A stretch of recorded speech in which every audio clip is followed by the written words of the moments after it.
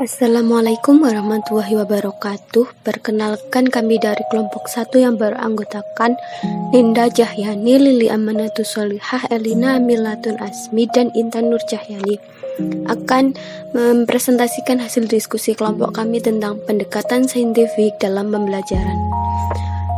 Nah, untuk topik pembahasan yaitu ada 1. Teori pendekatan saintifik, 2. Konsep pendekatan saintifik dalam pembelajaran, 3. Pembelajaran dengan pendekatan saintifik memiliki karakter, dan terakhir ada unsur-unsur pendekatan saintifik dalam pembelajaran. Untuk yang pertama ada teori pendekatan saintifik. Pendekatan saintifik diyakini sebagai penghubung bagi pertumbuhan serta pengembangan sikap, keterampilan, dan pengetahuan peserta didik.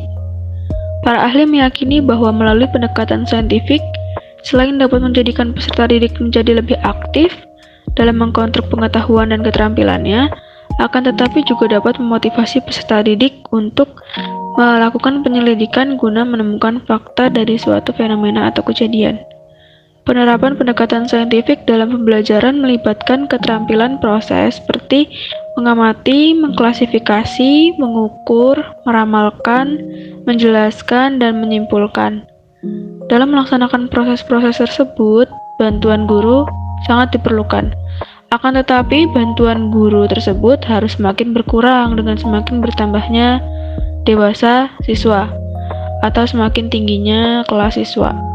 Pendekatan saintifik dilakukan dengan 5 langkah pembelajaran, yaitu tahap mengamati, bertanya, mencoba, melakukan asosiasi, dan mengkomunikasikan. Kelima tahapan ini dipandang mampu menyampaikan peserta didik mencapai keterampilan berpikir, merasa, dan melakukan.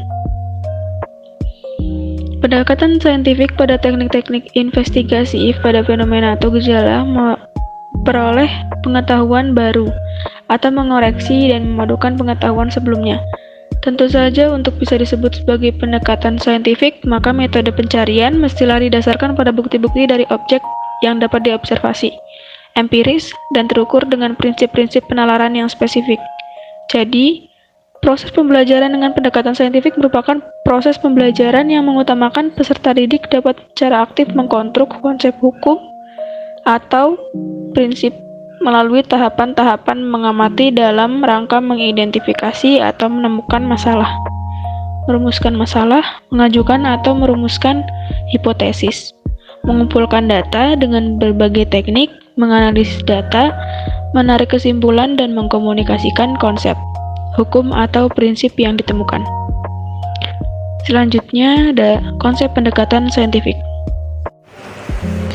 Proses pembelajaran memiliki pengertian kegiatan nyata yang mempengaruhi anak didik dalam situasi yang memungkinkan terjadinya interaksi antara guru dengan siswa, siswa dengan siswa, dan siswa dengan lingkungan belajarnya.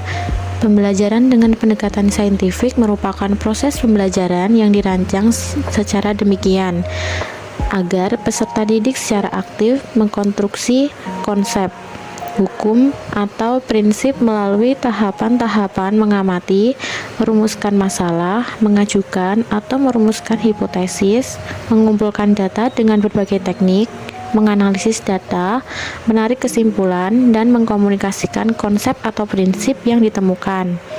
Pendekatan saintifik disebut juga sebagai pendekatan ilmiah yang berorientasi atau berpusat pada siswa atau student-centered approach. Kemudian yang ketiga ada karakteristik pendekatan pembelajaran saintifik. Yang pertama berpusat pada peserta didik. Kedua, melibatkan keterampilan proses sains dalam mengkonstruksi konsep, hukum, atau prinsip. Kemudian yang ketiga, melibatkan proses-proses kognitif yang potensial dalam merangsang perkembangan intelek, khususnya keterampilan berpikir tingkat tinggi peserta didik. Dan yang keempat, dapat mengembangkan karakter peserta didik.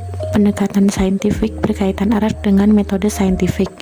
Metode saintifik pada umumnya melibatkan kegiatan pengamatan yang dibutuhkan untuk perumusan hipotesis atau pengumpulan data. Untuk dapat disebut ilmiah harus berbasis pada bukti-bukti. Yang selanjutnya adalah unsur pendekatan saintifik dalam pembelajaran. Itu meliputi 1. Menggali informasi melalui pengamatan atau observing. Yang kedua, mengajukan pertanyaan atau questioning. Yang ketiga, mengumpulkan informasi atau mencoba experimenting dan menganalisis atau menalar associating. Dan yang keempat adalah mengkomunikasikan atau communicating dengan membentuk jaringan atau networking. Demikian daftar pustaka yang kami gunakan. Sekian presentasi dari kelompok 2, kurang lebihnya mohon maaf. Apabila ada pertanyaan silahkan tuliskan nama dan NPM-nya. Sekian dari kami, wassalamualaikum warahmatullahi wabarakatuh.